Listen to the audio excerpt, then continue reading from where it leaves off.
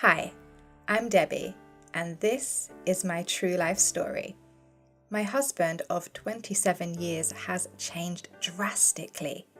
Within 18 months, he's gone from a 55-year-old granddad to a wannabe 20-year-old young man. He started dating younger women. I suppose this was what you would call a midlife crisis. Can you relate or know someone who does? Lately, we've been having a lot of unnecessary arguments about silly things. I mean, at this age, we should be enjoying our lives together. Instead, he constantly makes cheeky comments about my appearance, the way that I dress, how much I eat, and that I need to lose weight. Did he not notice all of that at the time? I'm normally a confident person, but now I've lost all confidence in myself. We've got two handsome boys, 24 and 26. They've moved out and are getting on with their lives. I noticed whenever we were out, he stares at younger women as if he's undressing them, especially if they're beautiful and dressed sexy.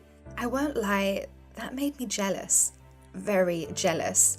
So I decided to update my wardrobe and dress a bit more trendier, slightly on the younger side, which I don't think he noticed.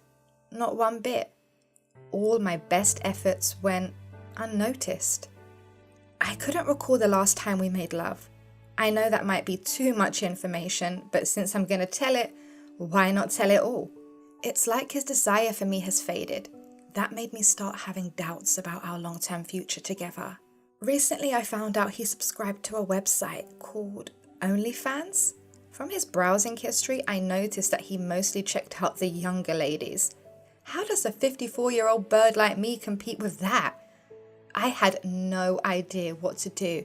I was so stressed out and I looked a wreck. When I confronted him about my findings and all of my concerns, we had a big argument. We were so loud, shouting and screaming. Even the police turned up. One of the neighbors must have called them. After we calmed down, we apologized to each other, talked things over. He suggested that we went on holiday to Hawaii to clear our heads. My favorite destination.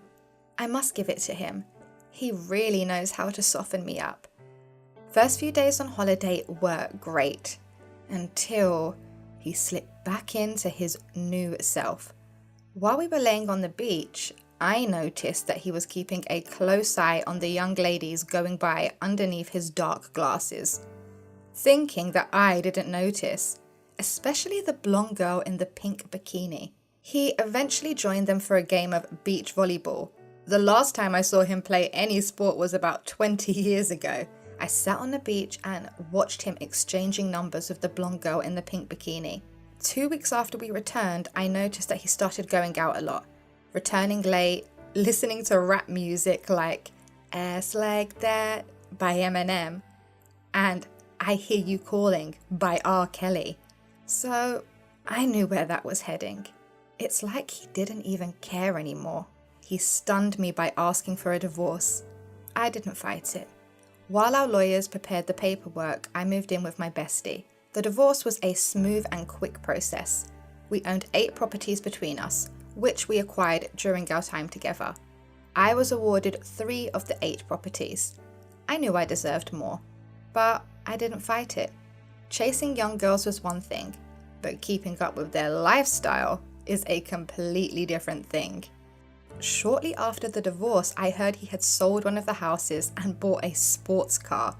I was surprised to see him in the supermarket with a young blonde-haired girl, the same girl on the beach. It hurt me so much. Words couldn't even explain. I went into the toilet to avoid being seen by them. I felt so embarrassed. I started to cry.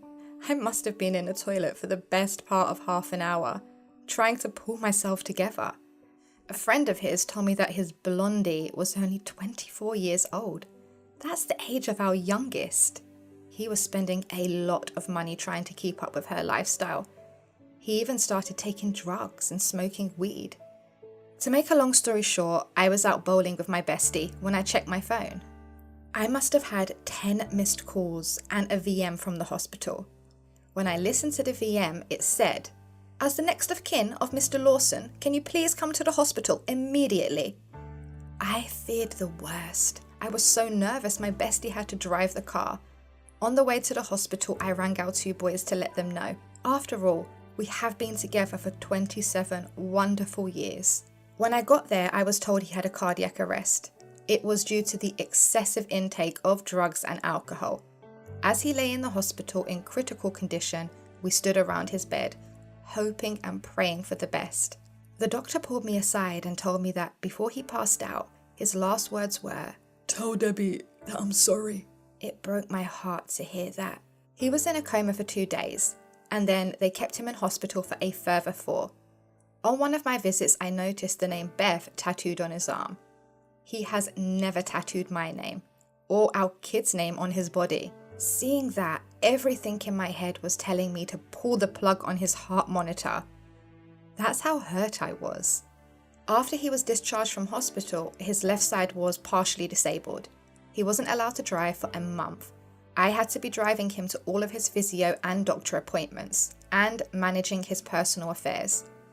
On his bank statement, I noticed that he transferred huge sums of money to this Beth, which adds up to $295,000 to be exact. That's in a space of 28 months since our divorce.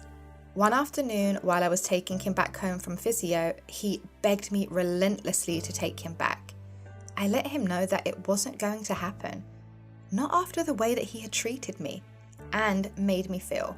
Plus, I was seeing someone who went through a similar breakup just like myself, and over the months, I've grown to love him, and I am really looking forward to this new chapter of my life.